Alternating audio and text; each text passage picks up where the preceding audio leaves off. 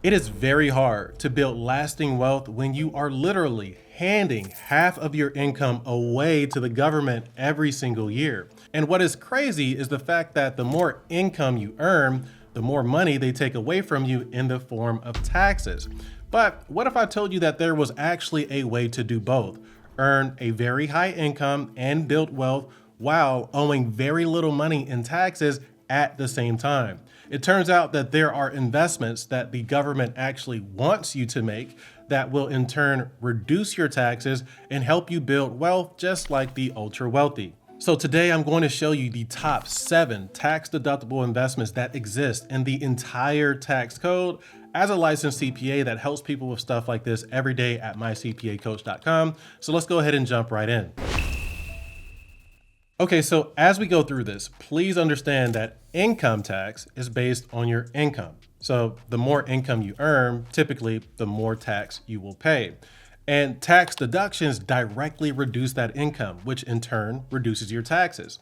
Now, most people think about tax deductions as expenses, but don't realize that the IRS grants additional deductions and benefits for people who make certain types of investments.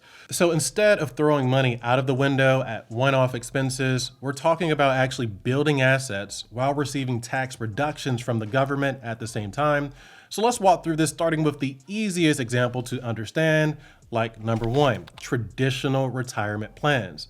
Now, this is the simplest way to reduce your taxes. The government will grant you a tax deduction for simply saving for your own retirement. When you take income you earn and transfer it into a traditional retirement plan, like a traditional IRA or 401k, you will instantly reduce your taxes in the year you make that qualifying contribution. For example, someone transferring $30,000 into their own retirement plan could save over $11,000 in taxes if they are in the highest tax bracket. The income going into these plans are considered deferred, or in other words, we are pushing this income off of our tax return this year to some point in the future when we retire or are in a lower tax bracket. Plus, usually people are investing with these types of accounts to compound their balances to very large amounts over time. Now, if you do not have a 401k plan through your employer, you can just set up an IRA, which stands for an individual retirement account that you can usually set up on your own without a business or an employer. All you need is earned income, and you can set this up for free at most major financial institutions like Fidelity and Vanguard, for example. And a lot of my clients will set up these types of accounts for not only themselves, but for multiple members in their family, like their spouse or children, for example. Now, for the 2026 tax year, each individual can make up to $8,600 in qualifying contributions into an IRA, depending on their age.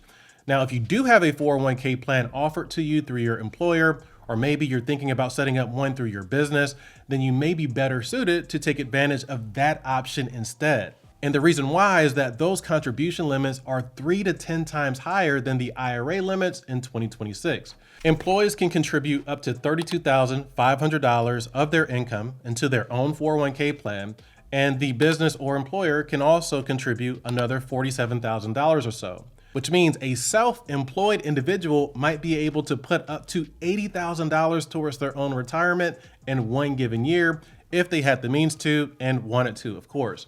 Now, please keep in mind that these are just some of the more common types of retirement plans, but there are more options out there like simple IRAs, pension plans, and even cash balance plans, which allow certain individuals to contribute up to $300,000 towards their retirement in one given year. So just comment retire to learn more about any of that. Now let's move on to another very simple tax deductible investment, number 2.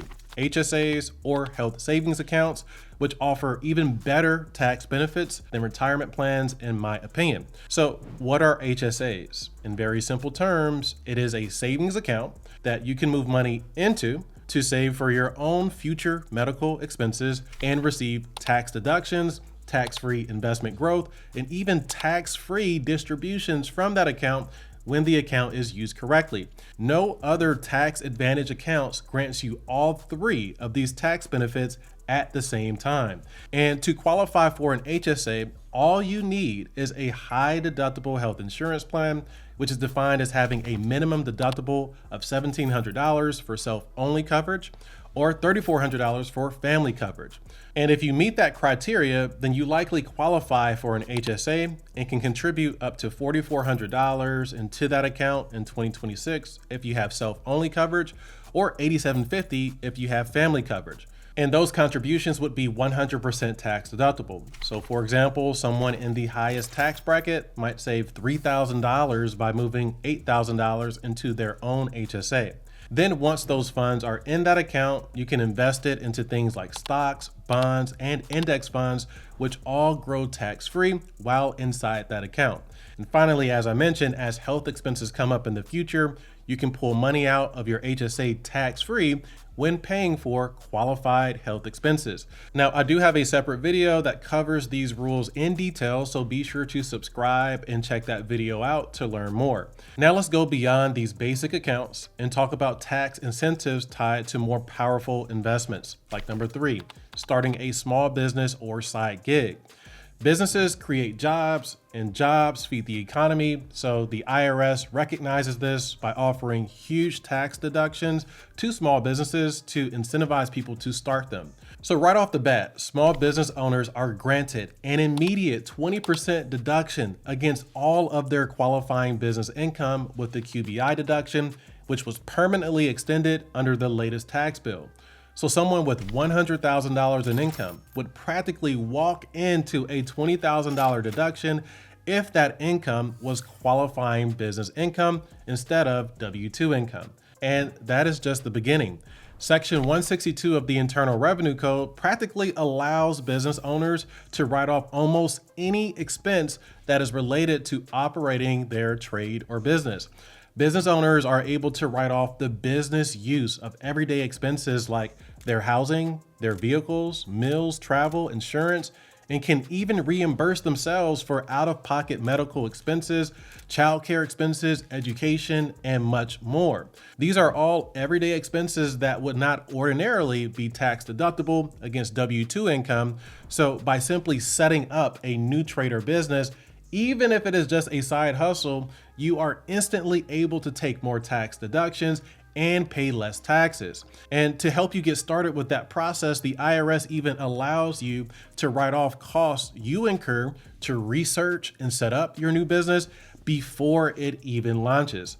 The startup cost deduction allows you to write off up to $5,000 of costs related to researching and investing a new business venture. And the organization cost deduction allows you to write off another $5,000 in expenses related to creating your business, which can even include things like legal and accounting fees, for example. And honestly, those things are just scratching the surface. You can take this a step further with number 4. Investing in your business.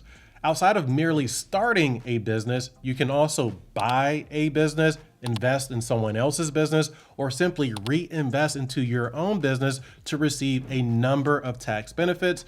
And with the latest tax bill, this is even better now. So let's break this down. There are 2 key categories of business investments that can save you a fortune in taxes. Number 1, strategic asset purchases.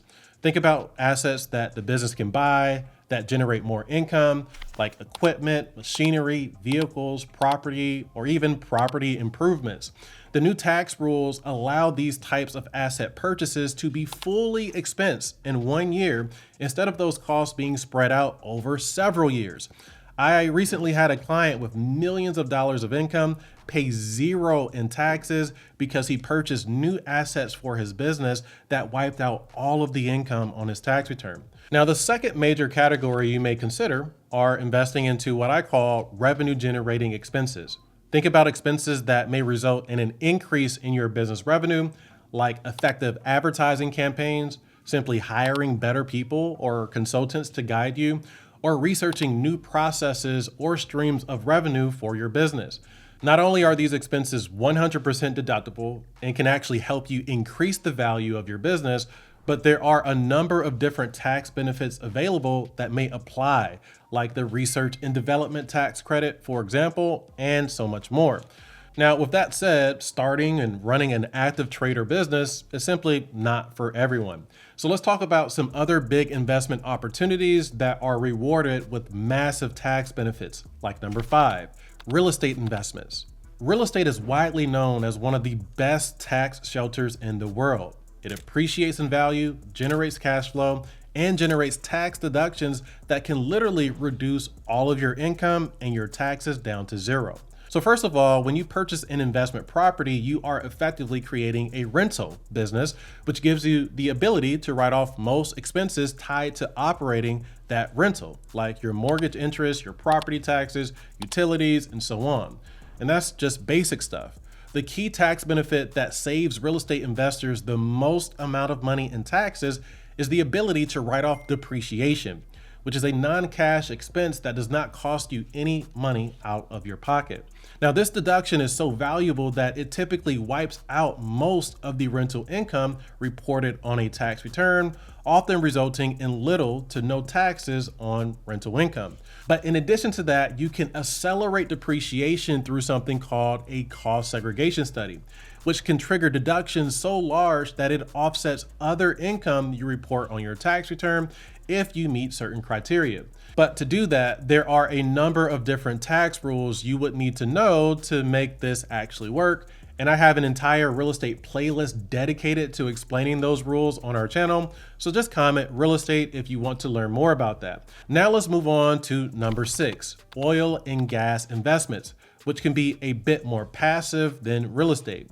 Now, the government heavily relies on private companies to conduct drilling operations in order to produce oil and gas domestically. And they reward those companies with massive tax benefits, which you share in when you invest into a qualified oil and gas company that does this. Up to 85% of your investment into a qualified company could be tax deductible in year 1 through 2 huge tax benefits. Number 1, similar to real estate, oil and gas companies are able to take large amounts of depreciation and also drilling deductions, which usually results in paper losses for tax purposes. And number 2, the tax law allows you to use that loss to offset other income on your tax return without meeting a bunch of additional criteria like you would with real estate. In order for real estate losses to offset income on your tax return, you would have to be highly involved in the day-to-day operations and meet specific requirements. Whereas with these types of oil and gas investments, you do not have to be involved in the day-to-day operations in order for it to offset other income on your tax return, making it more beneficial tax-wise. But to be fair, these types of investments are usually reserved for accredited investors, and there are other risks that should be taken into consideration. So be sure to consult your CPA about this or your investment advisor if you're considering those types of investments. Now let's move on to an interesting one with number 7, charitable investments. Now, most people know that charitable donations are tax deductible to some extent. When you give money to a charity, it is fully deductible if you itemize, up to a certain limit anyway. But what happens when you give money to your own charity? When you give money to your own nonprofit, private foundation, or donor advised fund, those funds that you give are still tax deductible, even though it is practically still in your control, which means you can actually create tax deductions by investing or simply moving money into your own giving structure. For example, if I moved $50,000 into my own private foundation, that donation would be fully tax deductible immediately. Then inside of that foundation, I can grant money to other nonprofits if I want to. I can set up investment accounts in the foundation's name. I can even draw my own wages to manage it, hire my own family members, and take other basic deductions. But if you were to do this, there are a lot of rules and regulations that you would need to be aware of, and the overall purpose of any charitable setup should still be charitable in nature and compliant with IRS rules. I do have a separate video that discusses those rules in greater detail on our channel already, so just comment charity or subscribe to learn more about those rules. But from basic things like saving for your own retirement and your own health expenses to more advanced things like business investments, energy investments, and charitable investments, these are all examples of tax deductible investments that you could make that can reduce your taxes as you build more wealth and earn income. And if your CPA is not helping you with things like this throughout the year to keep your taxes down, just apply to work with my team today at mycpacoach.com.